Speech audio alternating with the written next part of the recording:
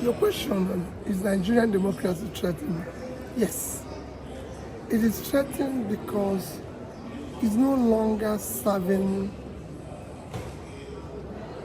the will and the need of the people. It's no longer accountable to the people.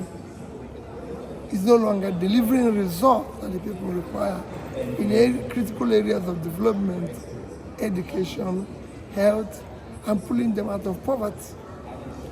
Once the democracy is no longer serving the people, is no longer caring for them, is no longer securing them and everything, it's threatened.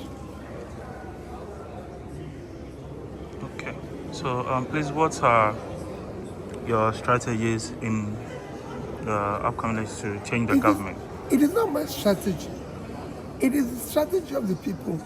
For democracy to thrive and survive, the people must own it.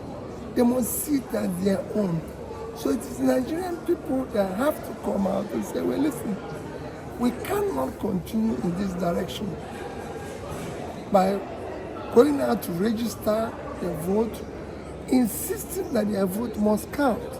They must know that their singular vote they have in their hand is what is they will use to ensure that those that elect serve them, those who elect care for them, those who elect prioritize their need in areas of education, health, and pulling them out of poverty, in securing them. So they need to come out and demand right governance through ensuring that people who serve them well are elected.